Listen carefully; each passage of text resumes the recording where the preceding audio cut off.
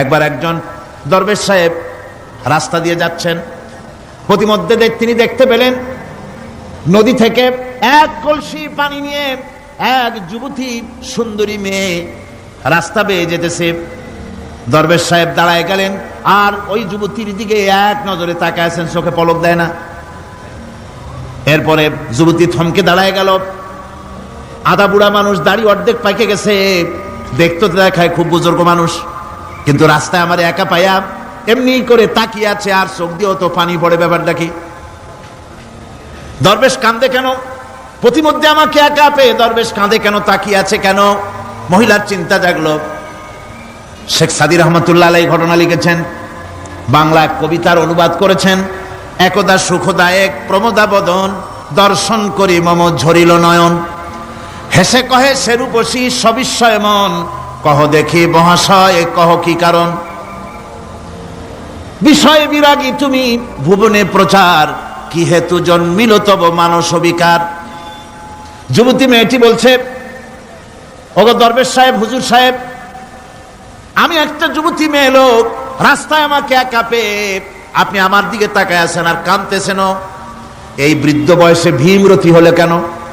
আমাকে দেখে কাঁদেন কেন আর এক নজরে কেন তাকায়ছেন? কারণটা কি?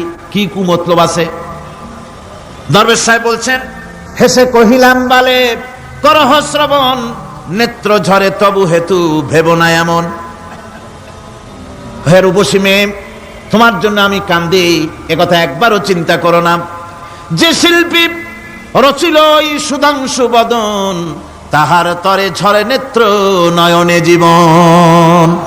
তোমার প্রেম পাওয়ার জন্য তোমাকে দেখে লোবাতুর এবং কামুক হয়ে তোমার দিকে তাকায় কান্দি, একবারও ভেবো না।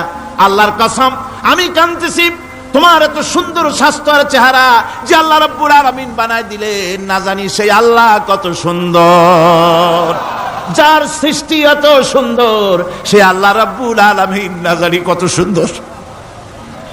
আল্লাহ পাক সেই সুন্দর আল্লাহ রাব্বুল আলামিনকে দেখার তৌফিক যেন আমরা পাই। জোরে কোন আমিন, আরো জোরে বলেন আমিন।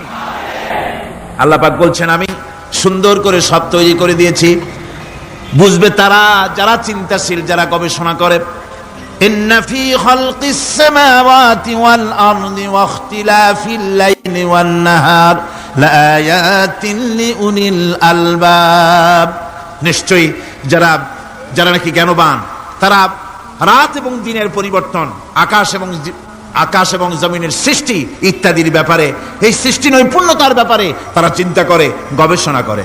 রাত এবং দিনের পার্থক্য মানুষের জীবনকে জীবন পদ্ধতিকে দুই ভাগে বিভক্ত করেছে, রাত এবং দিন। দেখেন আল্লাহর রহমত এবং কুদরত সব জায়গায় রাত এবং দিন মানুষের জীবন চলার পথকে, জীবন পদ্ধতিকে কয় ভাগে ভাগ করেছে? দুই ভাগ। আল্লাহ পাক বলেন, ওয়াজআলনাল লাইলা লিবাসান ওয়াজআলনান নাহারা মাআশা। আমি রাতকে করেছি শান্তির বাহন, রাতকে করেছি আচ্ছাদন, শান্তির বাহন, আর দিনকে করেছি রোজগার করার জন্য। দিনের বেলায় রোজগার করবে, কামাই রুজি করবে, কল কারখানায় যাবে, খেতে খামারে যাবে, অফিস আদালতে যাবে, কাজ কাম করবে। এ কাজ করে করে শরীরের ভিতরে ক্লান্তি আসে, অবসাদ এসে যায়। আল্লাহ রাব্বুল আলামিন বলেন, আমি আবার রাত বানালাম।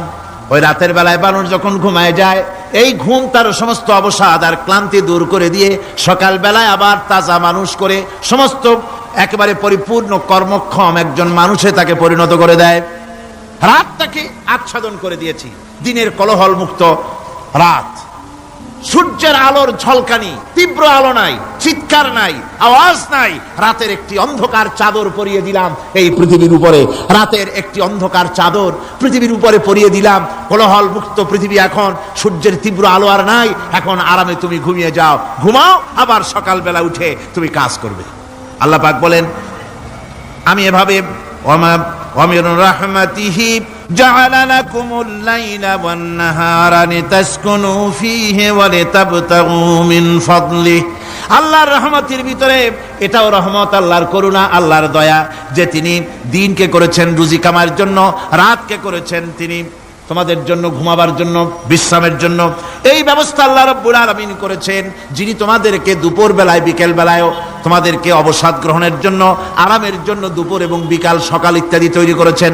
কোরআন শরীফের ভিতরে আল্লাহ পাক এই সমস্ত কথাগুলি ব্যাখ্যা সহকারে বলে দিচ্ছেন যে আমার রহমত ওয়াসিআত রাহমাতি কুল্লে সেই সমস্ত জিনিসে চতুর্দিকে, তুমি যেখানে আছো তার চতুর্দিক, আকাশ এবং জমিন, আমার রহমত তোমাকে ঘিরে রেখেছে। এ কোরআন নাজিল করেছেন সেই আল্লাহ, সেই রহমান, যার দয়া সর্বত্র ছড়িয়ে আছে। আল্লাহ পাক বলছেন এরপরে তোমাকে সৃষ্টি করলাম, জমিন সৃষ্টি করলাম খাবারের জন্য। আমার রহমতের বিষয়টা দেখো, আমি এমন দয়াবান, এমন মেহেরবান। এবার তোমার খাবারের জরুরত হলো, তুমি কি খাবে? সেজন্য এই জমিনে ফসলের ব্যবস্থা আমি আল্লাহ করেছি। জোরে বলেন সুবহানাল্লাহ। জমিন শুকায় গেছে, বৈশাখ মাসের, জ্যৈষ্ঠ মাসের প্রচন্ড রৌদ্রের তাপে জমিন শুকায় গেছে। এই জমিনে তুমি ফসল ফলাবে কি করে যদি না পানি দিয়ে জমিনটারে ভিজায় দেই? আল্লাহ বলেন জমিন ভিজাবার দায়িত্ব আমি নিলাম। আল্লাহুল্লাযী আরসালার রিয়াহা ফাতুসিরু সাহাবা। সমুদ্রের পানি, লবণাক্ত পানিগুলি বাষ্পীয় আকারে উত্থিত হয়ে যায়, মেঘমালায় পরিণত হয়ে যায়। বাতাসকে বলি এই মেঘকে টেনে নিয়ে যাও অমুক জায়গার উপরে। মেঘ চলে এলো। আল্লাহ বলেন ফাসুকনাহু ইলা বালাদিম মাইয়িতিন ফাআহইয়ানা বিহিল আরদা বাদা মাউতিহা কাযালিকান নুশুর। আল্লাহ পাক বলছেন বৃষ্টির পানি পড়লো, মরা জমিন জিন্দা হয়ে গেল। এই মরা জমিন জিন্দা হলো। এরপরে তুমি বীজ বপন করলে, ধান বপন করলে, গম বপন করলে, মাটির খাসলাত হলো সব পচায় দেওয়া।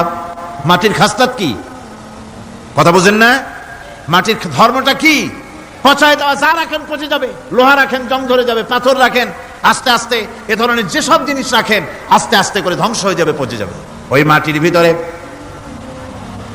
ধান এবং গম, আপনার ফসল, আপনার খাদ্য, আপনার রিজেককে আমানত করে দিলেন। আল্লাহ পাক ওটাকে হেফাজত করলেন। এরপরে ওর ভিতর থেকে পাতা অঙ্কুরিত হয়ে বেরিয়ে এলো।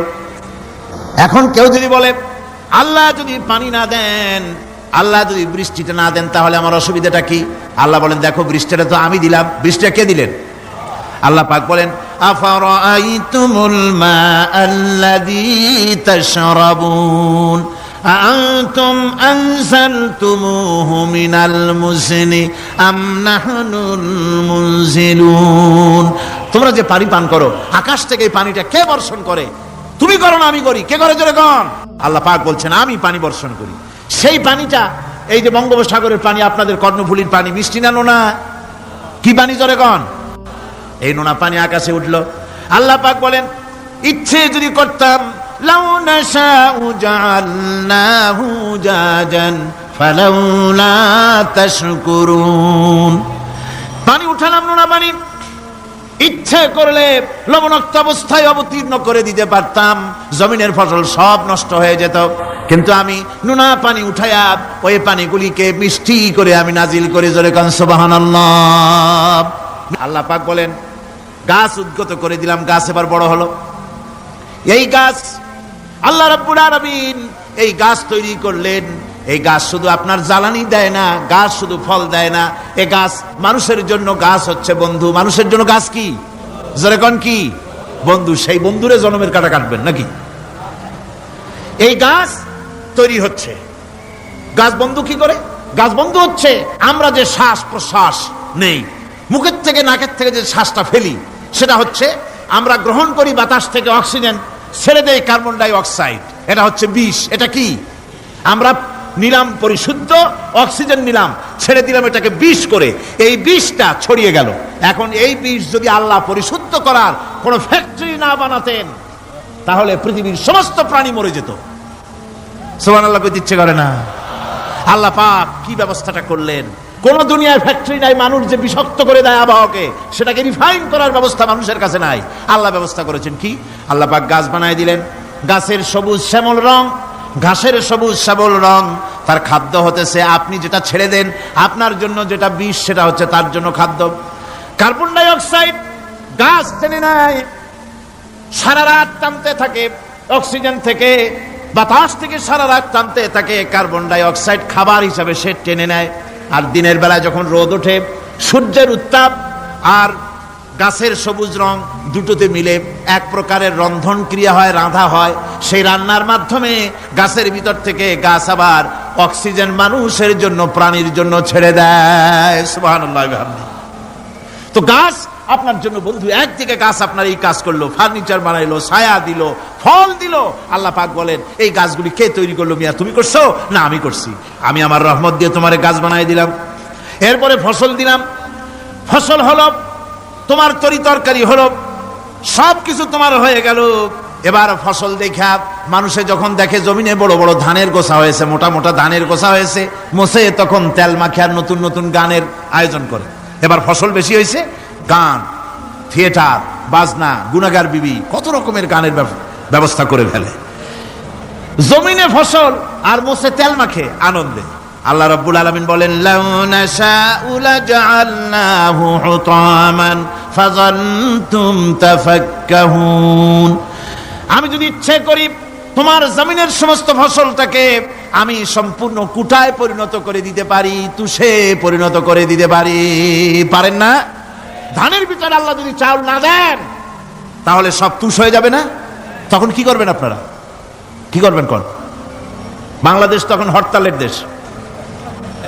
যখন আপনি দেখলেন যে জমিনে ধান এবার সব তুষ হইছে, তখন আল্লাহর বিরুদ্ধে হরতাল করেন। লাভ হবে কিছু? লাভ হবে?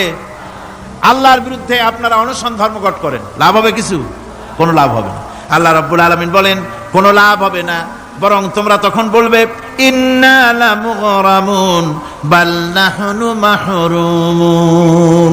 কপালে তখন আঘাত করবে, করাঘাত করতে থাকবে আর বলবে যে আরে কপাল পোড়া হয়ে গেলাম, হতভাগ্য হয়ে গেলাম, বঞ্চিত হয়ে গেলাম, আল্লাহর রহমত থেকে সর্বনাশ হয়ে গেল। তখন কপালে আঘাত করা ছাড়া আর কিছুই করতে পারবে না। আল্লাহর বিরুদ্ধে মিছিল চলে না, সমাবেশ চলে না, বিক্ষোভ চলে না, হরতাল চলে না। মহান আল্লাহ রাব্বুল আলামিন বলছেন, দেখো এইভাবে করে তোমার ফসলের ব্যবস্থা আমি আল্লাহ করেছি। আমি রহমান, আমি আল্লাহ পাক কি এমন রহমান। আজ জমিনের ফসল বৃদ্ধির জন্য ইউরিয়া, সুপার সালফেট, সালফার সারের ব্যবস্থা হয়েছে, নানান জাতের সারের ব্যবস্থা হয়েছে। যখন এই সার মানুষ তৈরি করতে শেখে নাই, আবহমান কাল থেকে এই জমিনের জন্য সারের ব্যবস্থা কে করেছেন? জোরে কোন?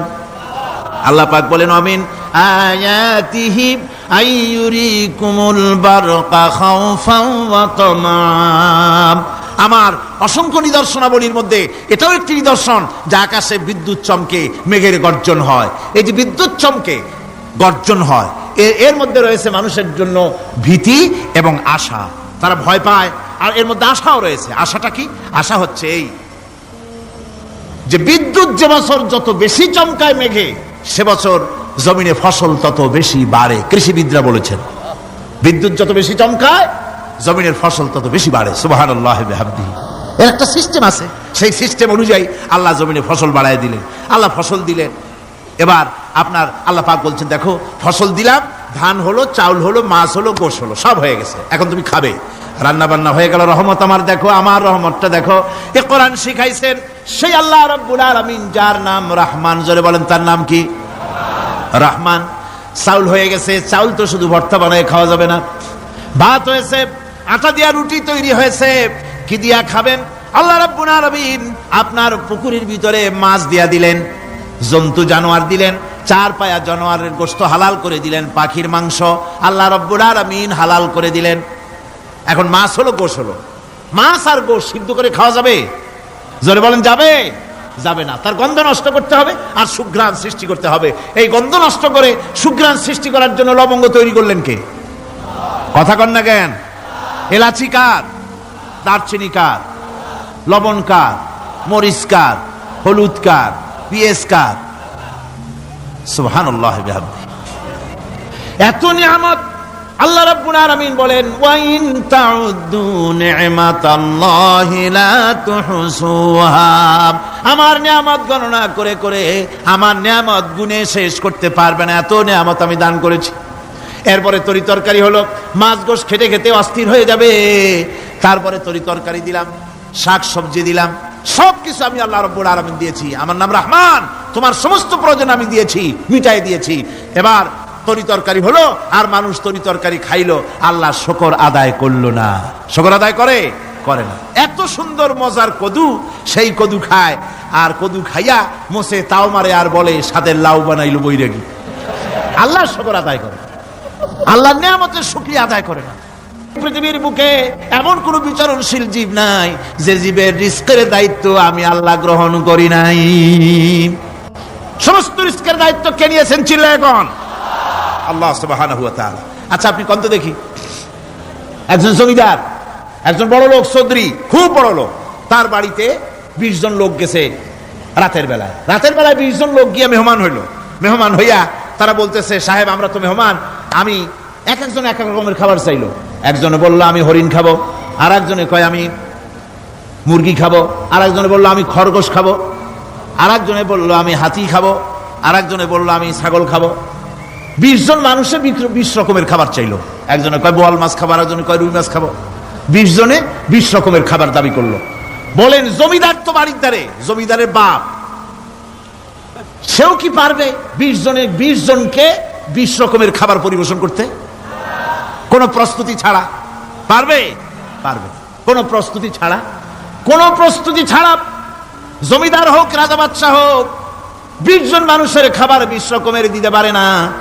আর আল্লাহ এমন রহমান, এই পৃথিবীর লক্ষ কোটি কোটি জাতির প্রাণীকে কোটি কোটি রকমের খাবার আল্লাহ রাব্বুল আলামিন পরিবেশন করতেছেন। সাপের খাবার একরকম, ব্যাঙের খাবার আর এক রকম। ব্যাঙে যা খায় সাপে তা খায় না, সাপে যা খায় ব্যাঙে তা খায় না। হাতির খাবার, গন্ডারের খাবার, ভল্লুকের খাবার, বাঘের খাবার, সিংহের খাবার, মানুষের খাবার, ছাগলের খাবার, মুরগির খাবার, মশার খাবার, সারপোকার খাবার, সমস্ত খাবার ভিন্ন ভিন্ন।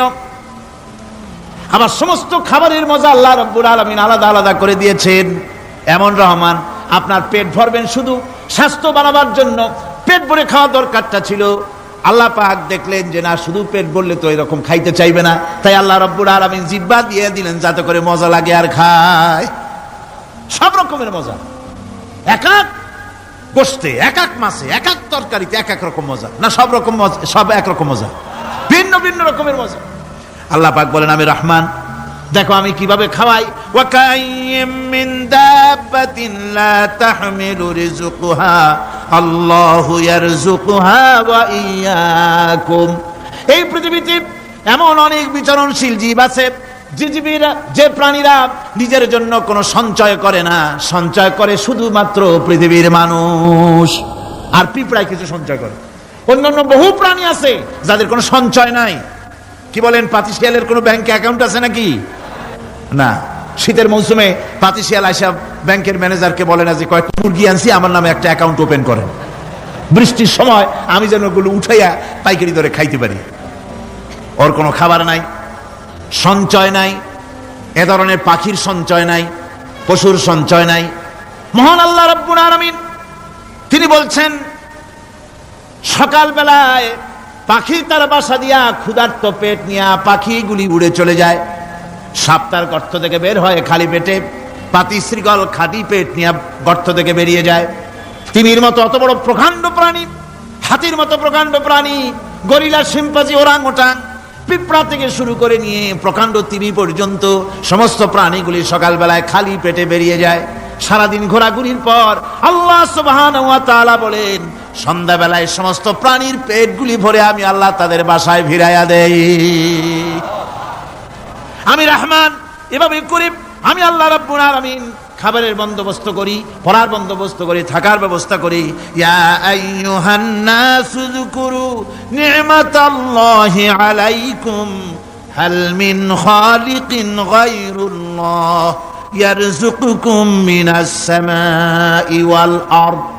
ও পৃথিবীর মানুষেরা, ওই আল্লাহর স্মরণ করো, আল্লাহর নিয়ামতের শুকরিয়া আদায় করো যে আল্লাহ তোমাকে আকাশ থেকে, জমিন থেকে রিজিক দেন। ওই আল্লাহ ছাড়া আছে কি কেউ যে তোমাকে আকাশ থেকে রিজিক দেয়, জমিন থেকে রিজিক দেয়?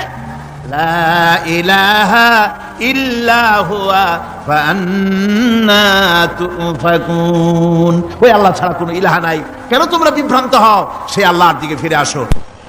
আল্লাহ পাক বলছেন মুমিনকে, উদখুলু ফিস সিলমে কাফ, 16 আনা দাখিল হও। আমাকে যখন মেনেছো, আমার সামনে মাথা নত করে দাও। কারো কাছে কিছু চাইও না, চাইবা কার কাছে? চিল্লায় কোন? আল্লাহর কাছে চাও।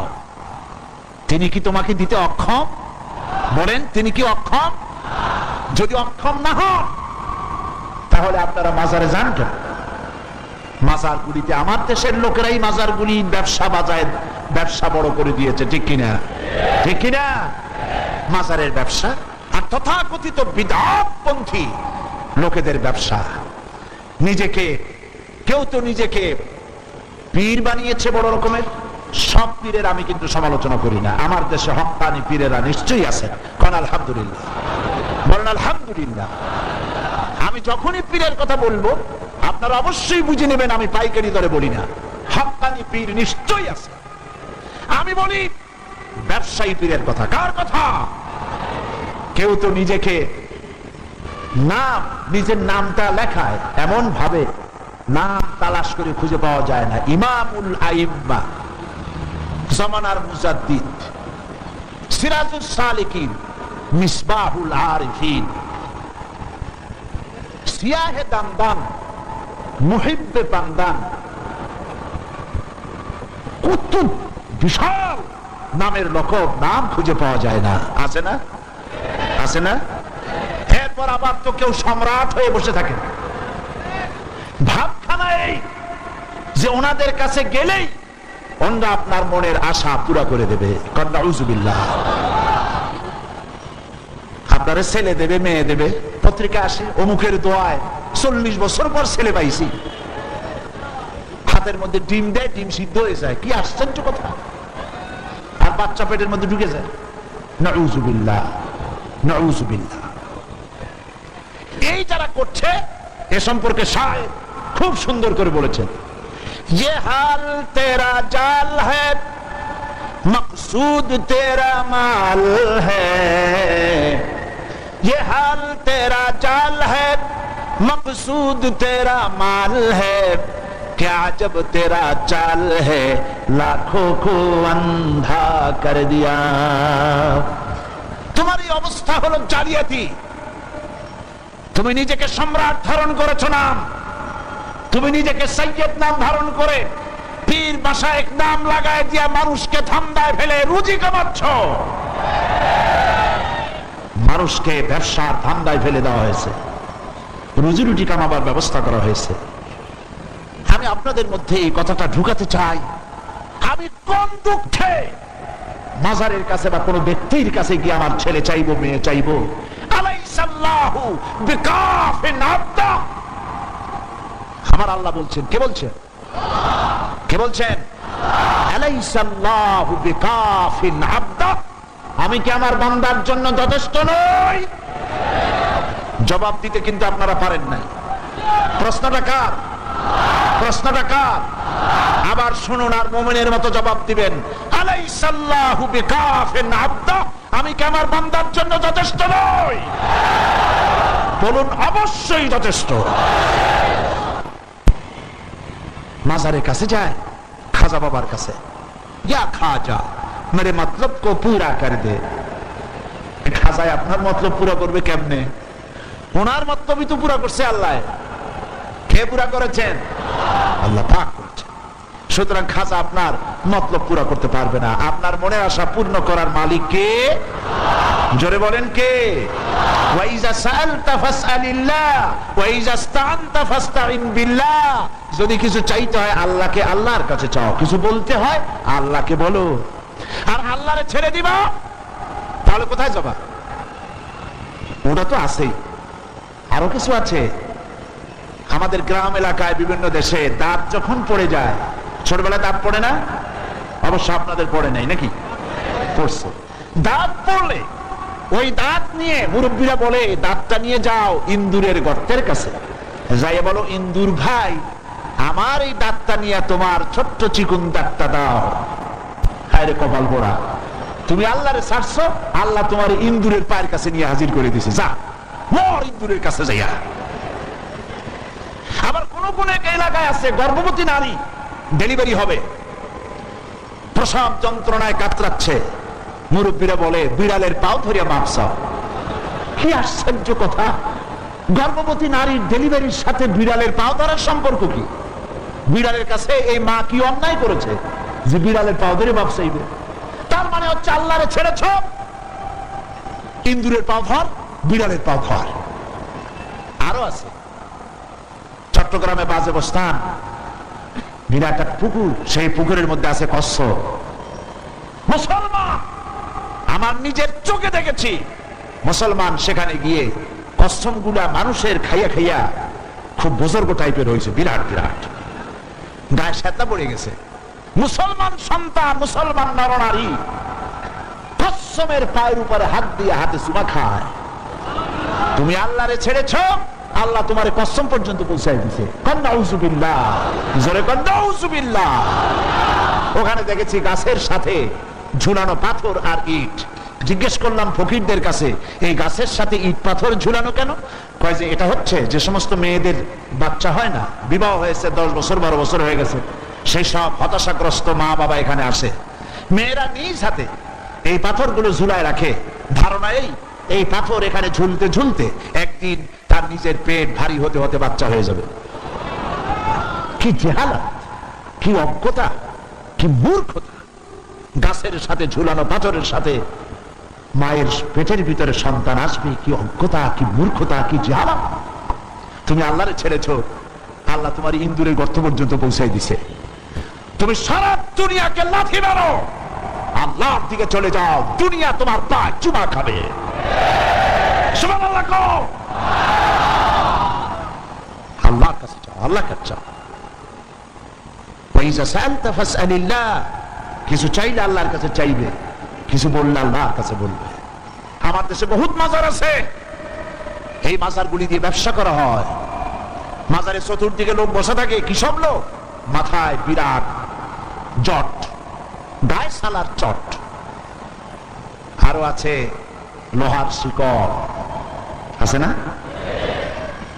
গাঁজা খায়, কয় খাজা বাবা গাঁজা খাবা, গাঁজা না খাইলে তুমি কোন ডাইলের বাবা? নাউযুবিল্লাহ। এমন মাজারও আছে বাংলাদেশে, যেই মাজার গুলিতে মুদ্দেরই নাই, সাইনবোর্ড লাগানো হয়েছে হযরত পথিক শাহ রহমাতুল্লাহ আলাইহির মাজার। কোন পথিক কবে মরছে আল্লাহই জানে। আপনারা আমার কথা বিশ্বাস করুন, চট্টগ্রামের কুমিরা সীতাকুণ্ডের পাশে যাওয়ার সময় দেখেন কুমিরা হাই স্কুল, রাস্তার ধারেই একটা কবর, বিরাট সাইনবোর্ড, হযরত ডাল চাইল রহমাতুল্লাহ আলাইহির মাজার। দেখেন আপনারা, যাওয়ার সময় বাম দিকে পড়বে, আসার সময় ডান দিকে পড়বে। আমি সেখানে মাহফিল করছিলাম, বললাম আপনারা খালি ডাইলি চালু খিচুড়ি খান, এবার আরেকটা মাজার বানায়া সেখানে সাইনবোর্ড লাগান হযরত মাছ তরকারি গোশত রহমাতুল্লাহ আলাইহির মাজার, তাহলে কিছুটা রুচির পরিবর্তন হইব। হাজি, মাজারে কিছু চাওয়ার নাই, মাজারে কিছু দেওয়ার আছে। কি দিবেন? টাকা? জবাব দেন, টাকা, চাদর, আগরবাতি, মোমবাতি, মান্নত, কি দিবেন? দোয়া। দোয়া